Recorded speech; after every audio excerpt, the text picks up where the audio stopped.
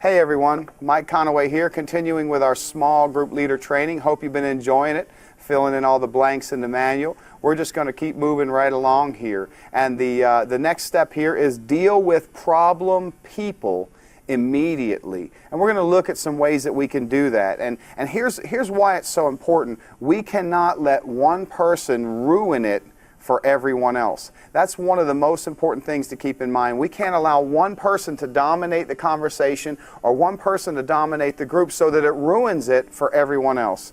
And so if you're having trouble with somebody, consult with your life coach. Get a hold of one of us and let us know what's happening, and we'll give you some of these tools, or refer back to this manual, because this might be you may find some tools in here that are going to help you be more effective in dealing with that person. Now, there are 4 types of problem people that we have to deal with, and there are 4 C's, and you'll see them on your manual. The first one is the complainer. That's the person who, it doesn't matter what's going on in their life, it's not good, and they're going to complain, and they tend to dominate the upfront and prevent you from even getting anywhere near your curriculum, especially during prayer time. The other person is the controller. The person who wants to be the teacher, and so they stay in there and they constantly control the conversation. And if there's any silence at all, this person jumps right in and stays there. And you have to kind of allow for those people to settle down, and you have to stay in control of your meeting. The other one is the corrector. Now, here's one of the most important things that we want. We want people to know that it's a safe environment, and you can speak intelligently in that conversation. And when you're speaking in that conversation, no one's going to jump down your throat. We are here to discover the principles of God together. And so that person who comes in always wanting to correct somebody or always wanting to interfere with what's happening, you may have to end up correcting the corrector by actually saying, you know what, let's listen to what people have to say so we can speak intelligently to what they're saying. And so you may have to interrupt that corrector and correct the corrector.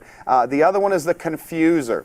The person who keeps getting off topic. You're trying to speak to one particular issue or one particular subject or one particular part of the gospel, and they keep bringing things in that confuse, and it prevents you from getting the job done. Actually, what it does is it creates more questions than answers. And that's that confuser, and sometimes you have to move them back and continue to move them toward that goal. Move them back. Move them back. Say, no, this is where we're going today. This is where we're going today. We'll table that topic and we'll come back to it so that it doesn't confuse what's actually happening today. There's a few things that we can do, a few solutions that we can do to help get through with dealing with problem people. There's a few things that we can do. The first thing we can do is set clear rules and boundaries at the beginning of each group. We need to set clear rules and boundaries at the beginning of each group. This is what's acceptable behavior and this is what's not. And the group can agree to that, and you'll even see that on your covenant. The other one is address the situation broadly in group. The best thing to do is not say, hey, you stop. You're a corrector. You're a confuser. You're a complainer.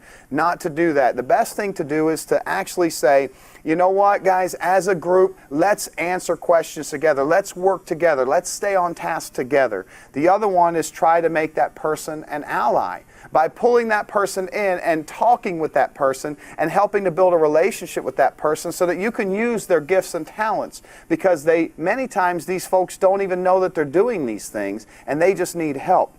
The other one is to pull a problem person aside and discuss the issue. Remind them of your covenant. Leaders make hard calls. And sometimes we have to make that call and call the person to the side and say, you know what? At the last group, this is what happened. This is the result. This is our covenant. I need you to not do these things so that we can all benefit from our small group experience. And the last thing that you can do as a solution is ask your team leader or a staff person to assist in advice. In other words, go to your coach, go to your life group coach, or go to your staff person and ask them, how can I get assistance or advice in dealing with this person? The most important thing to remember is that small groups are messy, but it's okay. What part of life is not messy? And so be willing to step out there and encourage and engage and deal with these issues, but most importantly, trust God and trust God for the people that He's put in your life that you can call on. Call on those people and invite them to be a part of it.